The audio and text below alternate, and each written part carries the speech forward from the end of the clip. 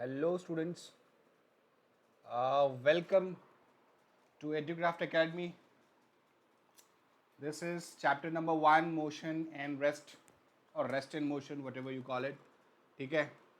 This is standard 7th, chapter number 1. This lecture is for standard 7th ICSE. ठीक है, तो motion और rest के बारे में पढ़ेंगे आज. बहुत ही इम्पॉर्टेंट एंड बहुत ही मज़ेदार चैप्टर है. राइट, यू नो काफ़ी चीज़ें इसमें आपको सीखने को मिलेगी. There are lot many things to learn in this particular chapter. Right, so let's start. So what do we really mean by rest? First of all, rest का मतलब क्या है? तो भाई आप नॉर्मल लेमन लैंग्वेज में बोलते हैं you take a rest, that means you just lie down on a bed. पर वैसा नहीं है. फिजिक्स में रेस्ट का मतलब वैसा नहीं है. रेस्ट का मतलब क्या? A body is said to be at rest. Try to understand this definition. A body is said to be rest if its position remains constant with respect to its surrounding or a frame of reference. इसका मतलब क्या है? सुनो, देखो, let's say right now you are sitting in your room. ठीक है, तो आप रूम के रेफरेंस पे आप रेस्ट पे हो. रूम के रेफरेंस में आप रेस्ट पे हो. लेकिन आपको अगर कहा जाए रेस्ट का मतलब आप पोजीशन चेंज नहीं कर रहे हो, तो आप एक रूम के रेफरेंस में आप रेस्ट पे हो. लेकिन try to understand if somebody is outside earth, मतलब यूनिवर्स में है और आपको देख रहा है, तो आपको वो कैसे, आप मतलब उसको कैसा दिख रहा होगा कि आप गोल गोल घूम रहे हो, सन के अराउंड गोल गोल घूम रहे हो. Right, try to understand. The same object can be at rest and the same object can be at motion also. तो उसमें क्या डिफरेंस है? उसमें सराउंडिंग्स का डिफरेंस है. सराउंडिंग्स का डिफरेंस है. देखो, सराउंडिंग्स का देखो, मान लो आपके पास 3 फ्रेंड है. There are 3 friends. मान लो कि बस है आपका. ठीक है, एक बस है. 2 फ्रेंड यहाँ पे ए और बी दोनों बस में ट्रैवल कर रहे हैं और सी बाहर खड़ा है. सी बाहर खड़ा है. ठीक है, ये बस मूवमेंट में है. ए के रिस्पेक्ट में मतलब ए के रिस्पेक्ट में बी रेस्ट पे है, बी के रिस्पेक्ट में ए रेस्ट पे है. दोनों ऑब्जेक्ट रेस्ट पे हैं एक दूसरे के रेफरेंस में. But the same 2 person are in motion with respect to C. C बाहर है. तो फ्रेम ऑफ रेफरेंस का मतलब क्या? फ्रेम ऑफ रेफरेंस का मतलब क्या? रेफरेंस वो पर्टिकुलर सराउंडिंग्स जिसके रेफरेंस में आप किसी ऑब्जेक्ट को मोशन में कहते हो या फिर रेस्ट पे कहते हो. तो ए रेस्ट पे है किसके रेफरेंस में? बी के रेफरेंस में, मतलब बस के अंदर के रेफरेंस में. बी रेस्ट पे है ए के रेफरेंस में. राइट, वेर एज सी जो है ना, ये ए बी सी के रेफरेंस में मोशन में है. दे आर इन मोशन, क्योंकि ये बाहर से, ये रेफरेंस बाहर हो गया, आउटसाइड द बस. ठीक है, तो इसीलिए ये विथ रिस्पेक्ट टू सराउंडिंग्स बहुत इंपॉर्टेंट है. क्या बोला गया? वापस से पढ़ो. A body is said to be at rest if its position remains constant, मतलब its position does not change. If the position doesn't change with respect to its surroundings or frame of reference, that is known as rest. अभी आप घर के अंदर बैठे हो, घर के सराउंडिंग्स में आप अपनी पोजीशन चेंज नहीं कर रहे हो, इसलिए आप रेस्ट पे हो. ठीक है, इसलिए आप रेस्ट पे हो. ठीक है, मोशन का मतलब क्या है? A body is said to be in motion if its position is changing with respect to its surrounding और अ फ्रेम ऑफ रेफरेंस. मतलब अगर आप पोजीशन चेंज कर रहे हो सराउंडिंग्स के रेफरेंस में, तो आप मोशन में हो. देखो, ये ए और बी दोनों ही मोशन में. किसके रेफरेंस में? सी के रेफरेंस में. बाहर, बस के बाहर के रेफरेंस में ये दोनों ही मोशन में है. दोनों ही मोशन में है. ठीक है, तो मूविंग कार, बसेस, ये सारे एग्जाम्पल्स हैं आपके मोशन के. ठीक है, rest and motion are relative terms. बहुत इंपॉर्टेंट है, ये बहुत इंपॉर्टेंट है. मैं अभी इसी बारे में आपको 2-3 बार बता चुका हूं कि ये क्या है. रिलेटिव टर्म्स है. रिलेटिव टर्म्स का मतलब रेफरेंस में ये बात करते हैं. ये रेफरेंस में बात करते हैं. देखो, मैं आपको बताऊं एक बात. अगर मैं कहूं कि डिफाइन रेस्ट, तो आपने कह दिया a body which does not change its position is known as is said to be at rest. तो ये आधा सच होगा, ये आधा ही सही होगा. तो उसमें पूरा सही क्या होगा? पूरा सही तभी होगा जब आप ये वर्ड लगाओगे with respect to surroundings, with respect to surroundings.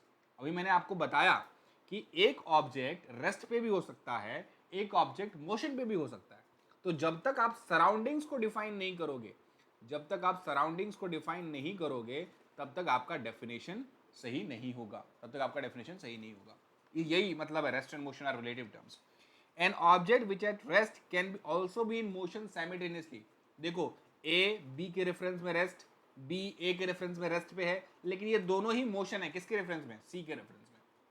The passengers sitting in a moving train are at rest with respect to each other, but they are also in motion at the same time with respect to objects like trees, buildings.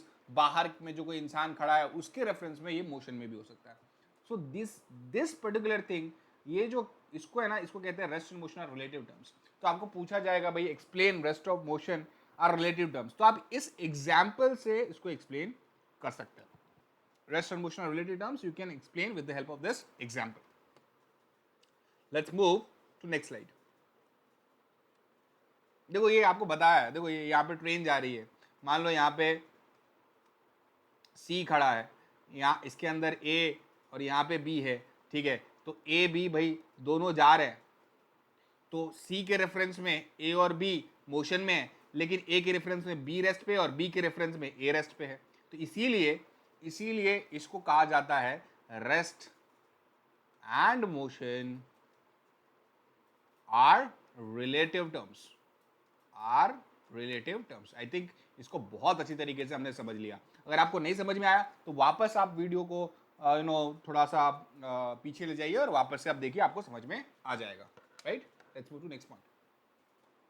Scalar and vector quantities. There are two kinds of quantity. There are two types of quantity. One is known as scalar quantity and another is known as vector quantity. Vector quantity. समझो, देखो quantities, physical quantities आपने पता होगा, कहीं ना कहीं आपने पढ़ा होगा। फिजिकल क्वांटिटीज मतलब क्या हो गया, मास हो गया, लेंथ हो गया, ठीक है, mass, length, then what else, you have potential difference, you have energy, ये सारे फिजिकल क्वांटिटीज हैं, ठीक है। You have force, you have weight, ठीक है। तो ये फिजिकल क्वांटिटीज हैं। तो कुछ क्वांटिटीज ऐसे होते हैं जिसके पास सिर्फ और सिर्फ मैग्नीट्यूड होता है, मैग्नीट्यूड, ठीक है। फॉर एग्जाम्पल मान लो कि ये ऑब्जेक्ट है, इसका मास मैं कह दूं 10 kg है, 10 kg, कितना, 10 kg मास है। तो जब मैं मास के बारे में, सिर्फ इसकी मास के बारे में बात कर रहा हूं, तो सिर्फ मुझे मैग्नीट्यूड पता है और इसकी यूनिट पता है। मैग्नीट्यूड मतलब कितना ज्यादा ये वैल्यू है, कितना वैल्यू है, that is known as magnitude, how much, ठीक है। इसके कोई डायरेक्शन के बारे में नहीं पता है, इसके डायरेक्शन के बारे में हमें कुछ नहीं पता कि इसका डायरेक्शन कैसा है। मान लो मैं कहता हूं वेट, वेट, अच्छा आपने पढ़ा होगा वेट होता क्या है, it's a pull of an earth, pull of an earth. तो अगर मैं कहूं किसी ऑब्जेक्ट का वेट 100 न्यूटन है, तो आपके पास मैग्नीट्यूड तो है, साथ में साथ डायरेक्शन भी है। डायरेक्शन कौन सा होगा, नीचे की तरफ, अर्थ की तरफ इसकी डायरेक्शन होगी। इस वेट का जो पुल है वो अर्थ की तरफ होगा ना, मतलब इसके पास डायरेक्शन भी है और इसके पास मैग्नीट्यूड भी है। इस क्वांटिटीज को वेक्टर क्वांटिटी कहा जाता है, ऐसे क्वांटिटीज को वेक्टर क्वांटिटी कहा जाता है। अ scalar quantity which is one that only indicates how much, मतलब कितना मैग्नीट्यूड है, वो स्केलर क्वांटिटी है। A quantity which indicates the magnitude as well as direction of the quantity, भाई किस डायरेक्शन में। जैसे मैं वेट की बात कर रहा हूं, तो वेट हमेशा नीचे की तरफ होता है, ठीक है, वेट हमेशा नीचे की तरफ होता है, तो उसका डायरेक्शन पता है। मास का कोई डायरेक्शन नहीं होता है, मास का कोई डायरेक्शन नहीं होता है, तो mass is a scalar quantity, weight is a vector quantity, weight is a vector quantity. उसी तरीके से force is also a vector quantity. और वेक्टर क्वांटिटी को लिखने का तरीका क्या है, आप एफ लिखो और ऊपर बार में एक एरो दे दो, ये एरो जैसे दिख रहा है आपको, ऐसा एरो दे दो, राइट, ठीक है। कुछ एग्जाम्पल्स और भी हम देखेंगे अभी, देखो। तो एग्जाम्पल्स है आपके स्लाइड्स में अभी एग्जाम्पल दिख रहा होगा। डिस्टेंस, देखो डिस्टेंस, देखो ए से बी जाना है, कहीं ए से बी जाना है, ये ए पॉइंट है, ये बी पॉइंट है।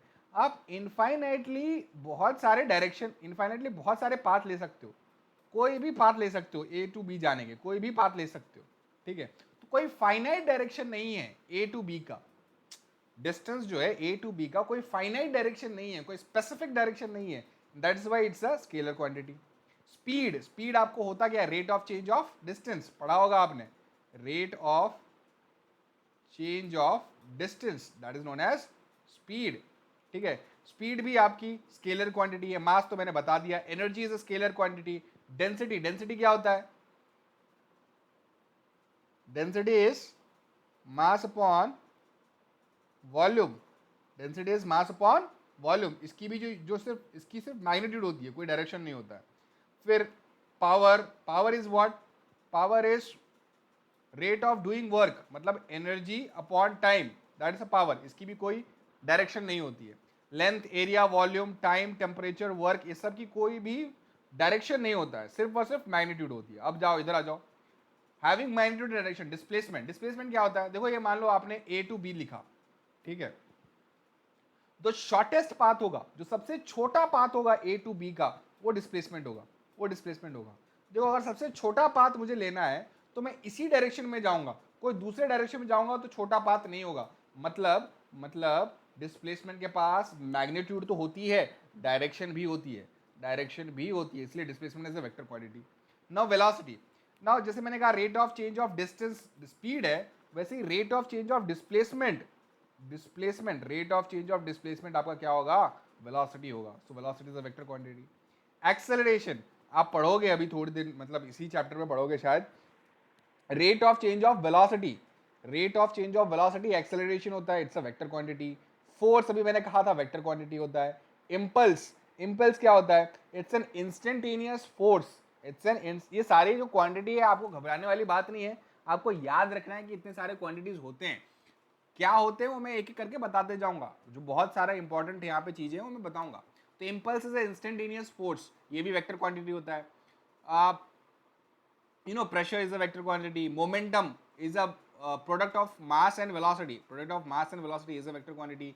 gravity, acceleration due to gravity अभी मैंने बताया था, g, ये भी आपका एक्सेलरेशन, ये भी वेक्टर क्वांटिटी है। ड्रैग, खींचना किसी चीज को, ये भी एक आपका वेक्टर क्वांटिटी ही है। ठीक है, देखो डिस्टेंस एंड डिस्प्लेसमेंट का एक एग्जांपल यहाँ पे दिया गया है आपको, ये ए टू बी जाना है, तो ए, ये कोई भी पाथ, एक रैंडम कोई पाथ ले लिया, ये आपका डिस्टेंस हो गया। तो यहाँ पे जब 9 मीटर आपको दिखाया गया है, तो 9 मीटर क्या है, 9 metre is any path any direction में, तो इसके पास सिर्फ और सिर्फ मैग्नीट्यूड है 9। किस डायरेक्शन में ये कोई भी बात नहीं पता, किस डायरेक्शन में वो नहीं पता है, तो सिर्फ ये distance is a scalar quantity, it is a scalar quantity. ठीक है, ये आपको बात समझ में आ गई।